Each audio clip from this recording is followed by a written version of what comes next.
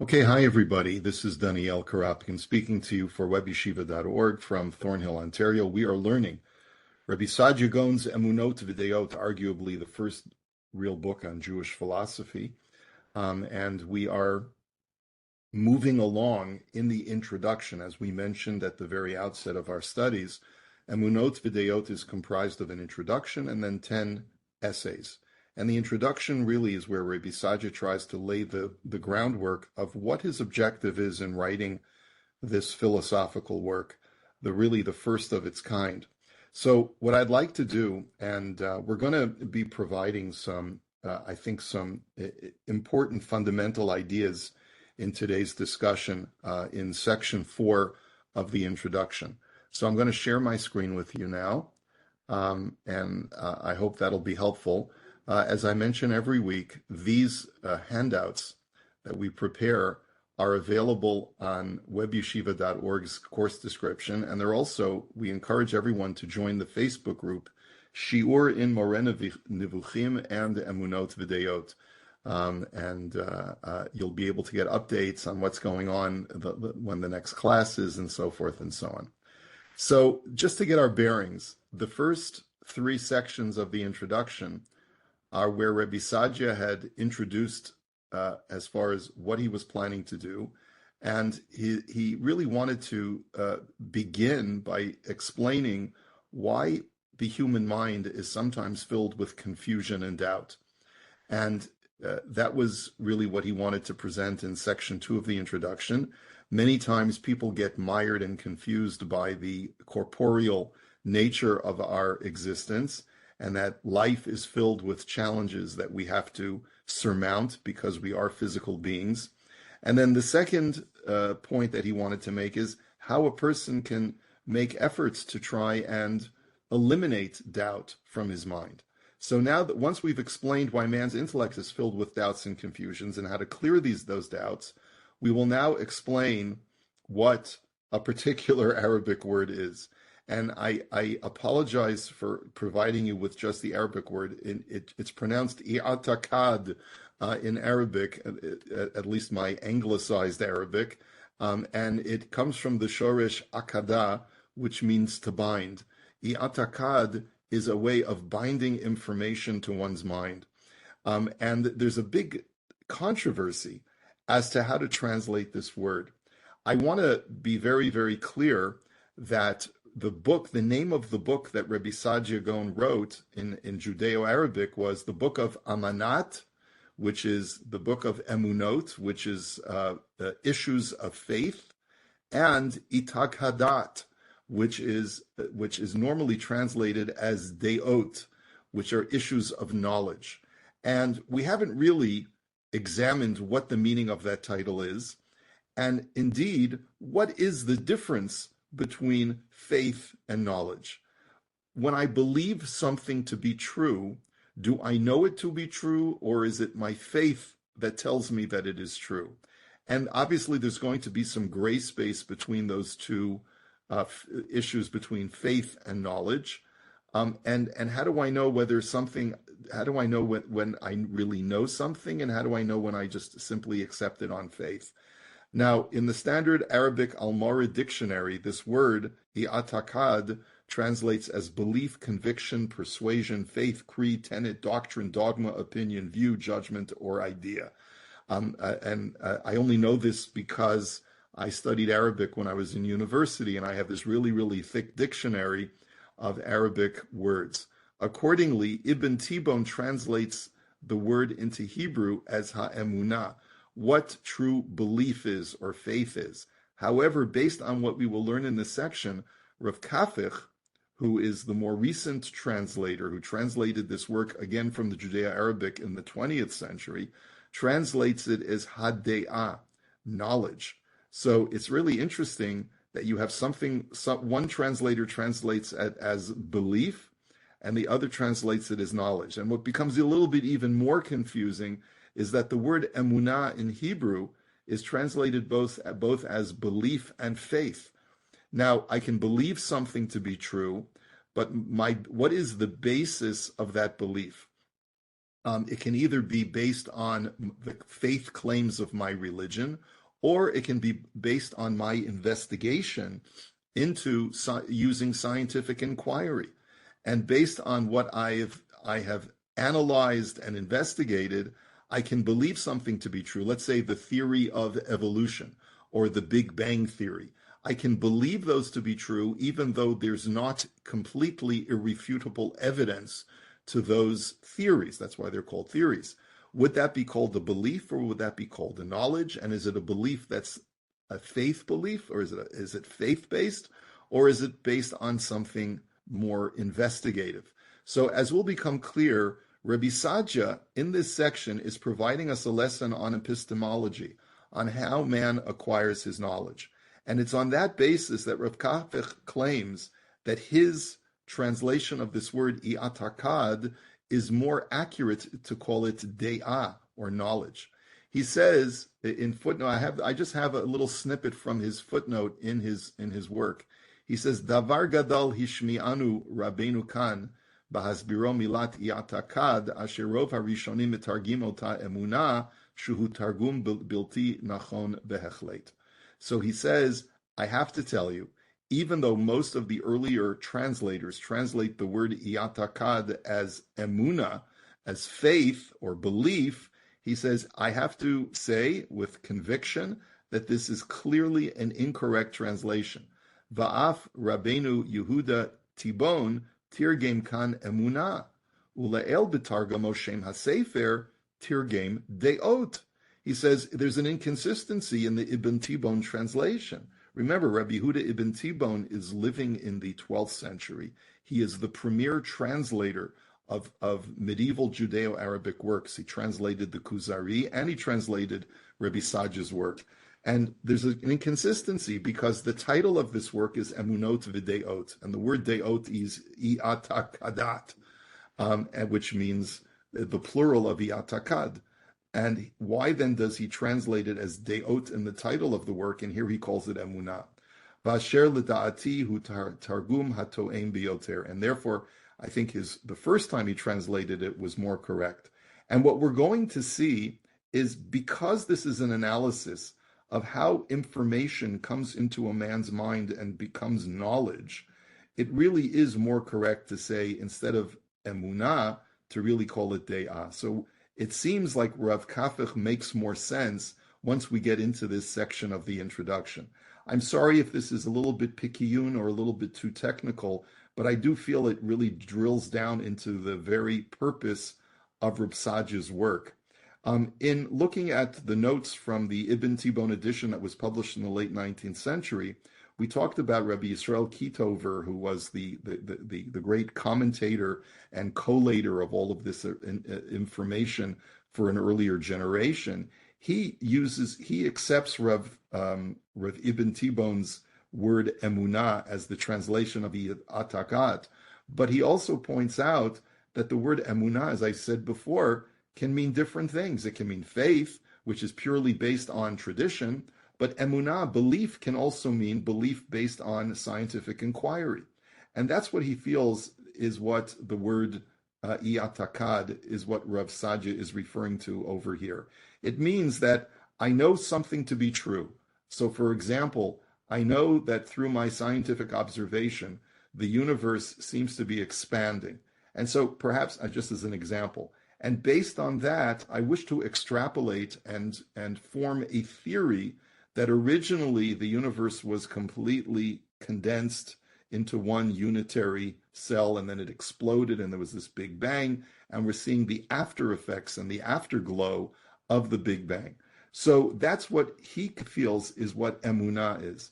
And once, and as we're going to see Rav Saja discuss in this section, that I can take what I believe to be true and refine that belief further through further and further scientific inquiry, through bringing more proofs to myself and to others that what I believe to be true seems to be the truest possible path. So so that's introduction number one to our discussion today. By way of introduction to this area of study, which we're going to talk about, which is epistemology, how a person acquires knowledge of anything, He says the word epistemology is the philosophical study of the nature, origin, and limits of human knowledge. The term is derived from the Greek episteme, which is knowledge, and logos, which is reason, and accordingly the field is sometimes referred to as the theory of knowledge. Epistemology has a long history within Western philosophy, beginning with the ancient Greeks and continuing to the present. Along with metaphysics, logic, and ethics, it is one of the four main branches of philosophy, and nearly every great philosopher has contributed to it. As we'll see, the philosophy of Kalam, which was the Islamic method of philosophical thought that Rabbi Sajja is immersed in the Middle East in the 10th century, is very much interested in the study of what makes man acquire knowledge and how human beings acquire knowledge and how you can know that what you feel you know is correct. Another quote is, the relation between reason and faith was a central topic in the medieval period. In the Arabic Persian philosophy, Al-Farabi, who no doubt was influential on Reb Sajja's thought, and Averroes, who lives after Sajja, discussed how philosophy and theology interact, debating which one is a better vehicle to truth. And finally, we get to epistemological dichotomies when we get into the Renaissance era. And even though this is long after the life of Rabbi Sajja, I find it to be helpful for us to break this down into a little bit more simplistic a dichotomy of empiricism versus rationalism, because I do feel that these are two areas of philosophy, of epistemology, that Rabbi Sajja is going to be getting into today. So just one more quote. Empiricism is a theory that knowledge is acquired from the senses. How do we know anything? So in the Renaissance era, in the 17th, 18th centuries, the philosophers of that time said, the only way you can know something is when you perceive it through your senses. Advocated by philosophers such as Locke, Hume, and Berkeley, it was enthused by the advent of experimental science and developed through the 17th and 18th century. On the other hand, rationalism, which is the opponent to empiricism, is the theory that knowledge is obtained by the application of reason. That is, can I know something a priori without having perceived it from my senses? There was the opposing school of philosophers who said, yes, of course, the mind can be the arbiter of truth independent of what you perceive with your senses. Reason is here given a higher priority than experience and is promoted as the basic foundation in deciding the certainty of knowledge. Classical rationalists include René Descartes, Immanuel Kant, and Leibniz. Okay, now why is this important? Because we're going to see this dichotomy of empiricism and rationalism about how man acquires knowledge in this section of the introduction. So let's get into the text. Rabbi Sajja starts off by saying that i'atakad is defined as any idea that forms in one's mind about a fixed quality of something. And so I may have an idea. I have an idea about a certain concept, and I think that it is a correct idea, but I haven't been able to prove it to myself yet. And so I see, let's say, I see a garment in front of me, and it seems to be that this garment is made out of silk. I haven't felt it. All I've done is I've seen it, and I want to be able to confirm in my mind that the garment that is in front of me is a silk garment. When the cream of one's mental analysis emerges and is completely embraced by the mind, and so therefore, through further analysis, I may actually go ahead and actually touch it and feel it, and through my observations, all of these things really indicate that this is a silk garment. The person becomes convinced of the truth of the acquired idea. He then keeps the memory of that truth in his mind for future use, and therefore this is what Scripture says, that the wise person observes the world around him, proves to himself or extrapolates based on his observations and his sensory perceptions certain truths about the universe around him, about reality, and then stores those memories in his mind.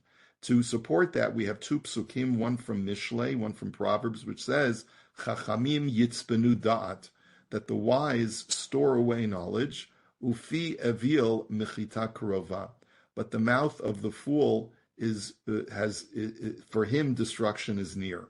And from the book of Job, Kachna mipiv Torah, take from God's mouth Torah wisdom, v'sim amarav bilvavecha, and place his words in your heart. Store them away. Once you've ascertained truth, store it away. Now, this may seem to be so simplistic. What do you need this for? As we're going to see, Rabbi Sadia is trying to polemicize against people who of his time who have different ways of defining how people acquire knowledge. There are two types of yatagad, of this type of belief in truth of the things around you. You can have either true knowledge or false knowledge. True cognition is, for example, that black is black, white is white, what exists exists, what is not existent is not existent.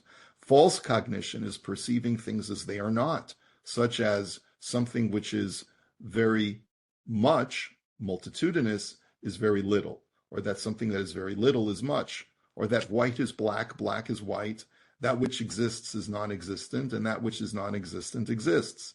The praiseworthy wise man places reality as his foundation and bases his knowledge on true premises. The despised fool, on the other hand, sets up his personal conviction as guiding principle, assuming that reality is patterned after his belief. Through his ignorance, he embraces that which should be shunned and shuns that which should be embraced. And Scripture therefore states about such people, both the wise man and the foolish person, in Proverbs, Chacham yarei v'sar meira, that the wise man is fearful and turns away from that which is evil, evil thought. Uchesil mitaberu boteach. The fool becomes filled with wrath in his confidence that what he's saying is true, and he falls into the trap of falling into his own false ideology.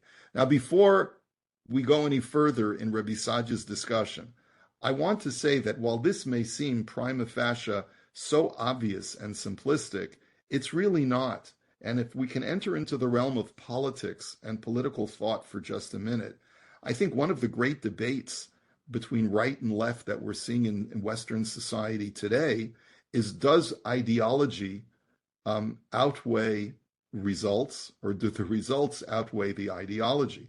In other words, if I could be so bold, and I don't mean to become partisan in my discussion or to pass judgment, but people who are truly, truly far left in their political views take their ideology of whether it's a socialist ideology or whether it's an ideology that everyone should have an equal amount or that we have to help all people and so forth and so on, will take an ideology and say that ideology is more important than what actually is pragmatic and what actually works within society, even if it means that we're going to have to ignore the fact that we're bankrupting a government and that we're bankrupting society and that we're allowing society to descend into chaos and anarchy.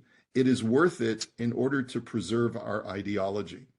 And what you see in certain political enclaves is that ideology reigns supreme, even though what my senses tell me works and what doesn't work should really be the final arbiter of truth. If I want to be able to find the perfect political system, I should look at, through a very careful, stoic, detached analysis, what is the best political system in the long run and what will preserve peace and security throughout society and civilization. And if I look at it that way, and I see what has worked in the past and try to apply that for the future and use through experimentation, trial and error to come up with the best system, that would be a wise way of governing society. If, however, I start with an ideology and I ignore what works and what doesn't work, I ignore history, I ignore any trial and error, then that political system is doomed to failure. And that's an important thing because it's so simple to speak out using Reb Sadia's terminology, but I don't even think that people are conscious of this when they talk about political systems. So let's go back to Reb Sadia. Sorry about that soapbox for a moment. He says, based on this, I am amazed at some of the people that I have witnessed. Certain people are slaves, but believe they have no master. They are confident that whatever they say doesn't exist, must be non-existent, and vice versa. They make pronouncements without even verifying whether those pronouncements are correct. They are so sunken in their folly. And by the way, when he says people are slaves but believe they have no master, he's referring to people who have thrown off the yoke of divine mastery over themselves. In other words, people who basically become heretics and say there is no God, I have no God, and so forth. They are so sunken in their folly as to have reached the nadir of mental deterioration. Their delusion does not serve them well. And he gives many examples of how saying that something is so does not make it so. And even though we would like to believe that mind over matter will actually help people in their lives, many times things are all about attitude, right? Many times a person may be very unhappy, and by making affirmations to himself and changing his attitude, he can change his mental state. But your mental state will not change the reality around you. That's the flip side of that, and that's what Reb Sadia wants to point out. The penniless person who thinks his coffers are full, let him see how that profits him. The 40-year-old who thinks he is 70, see what good it will do to him. And I found that amusing because today it's just the opposite. People who are 70 want to think that they're 40. But in the old days, wisdom and age was a virtue. So a 40-year-old may profess to be like a 70-year-old in wisdom, but see what good that will do him because he lacks the experience and the sage knowledge of old age. A person may convince himself that he is sated when he's actually malnourished, or that his thirst is quenched when in reality he is dehydrated. He may convince himself he is clothed when he's really naked. See what will happen to him as a result. He's not going to be a happy camper just because he says to himself that something is so does not make it so.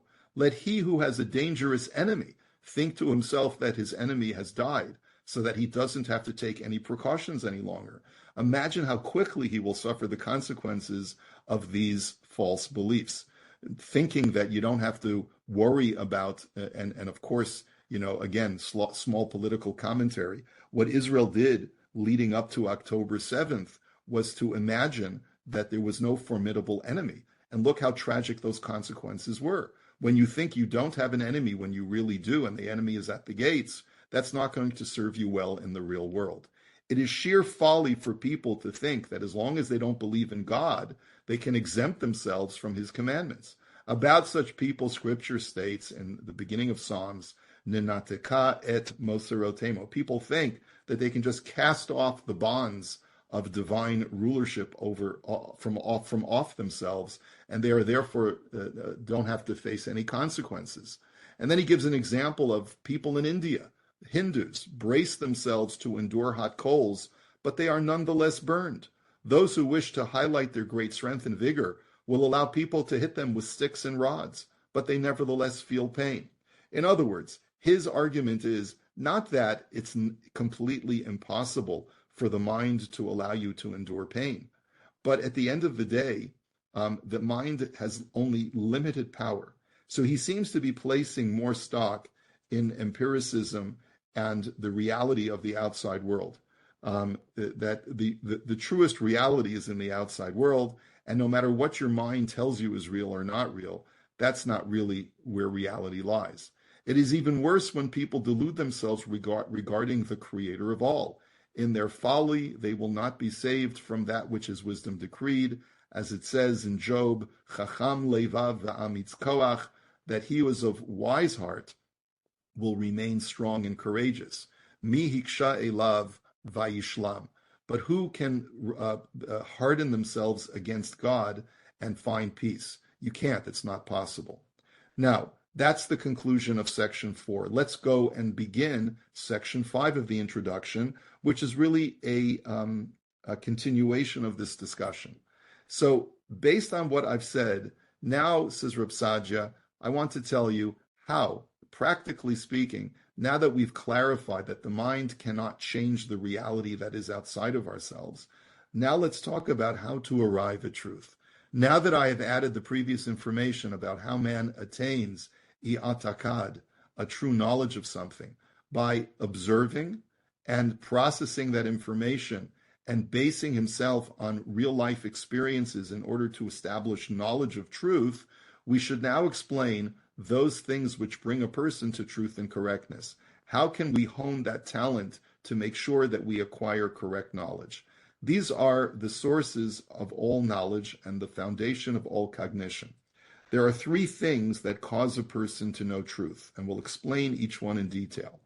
They are, and I'm actually using the terminology of the Renaissance period to really try to clarify what Reb Sadia means. So first, he says, the first category is Yedi'at HaNir'eh, the knowledge of that which is perceivable, that which can be seen literally.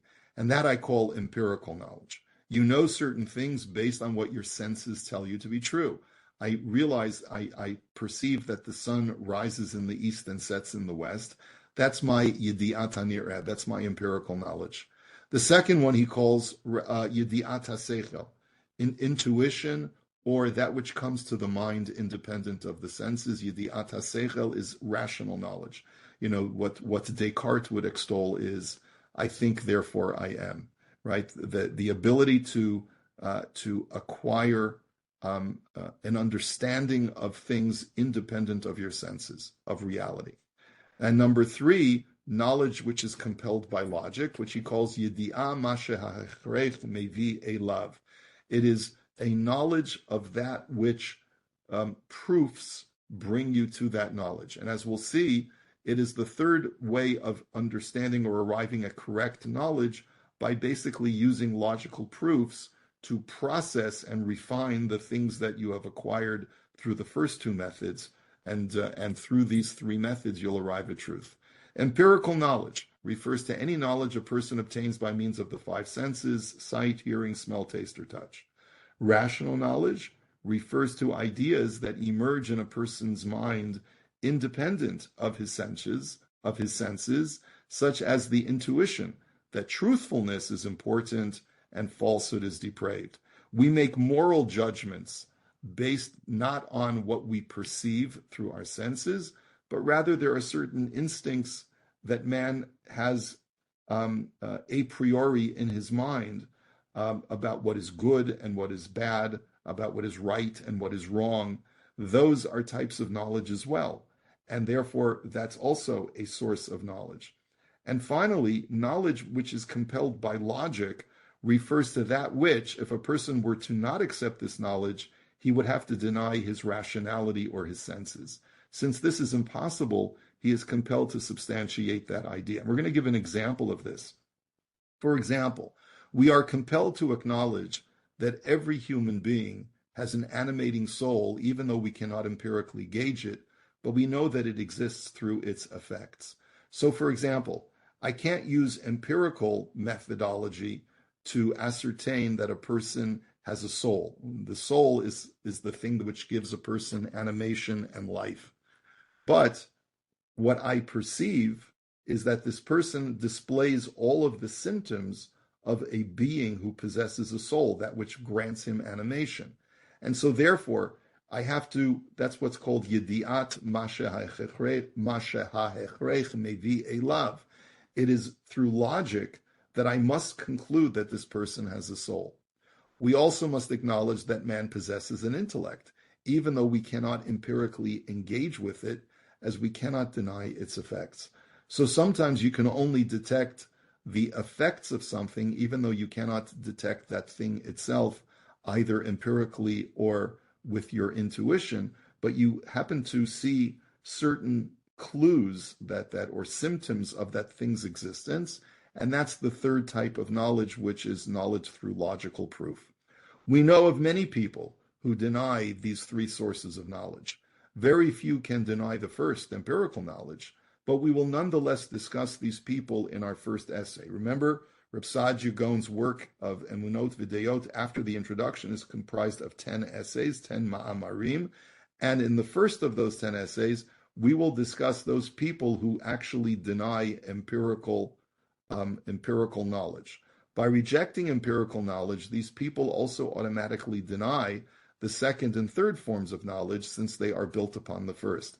If you don't believe your senses, then you're more inclined to not believe your rational thoughts, and you certainly will not believe the proofs that you wish to build upon based on what you have perceived. There are more people who admit to empirical knowledge, but reject rational knowledge and knowledge compelled by logic.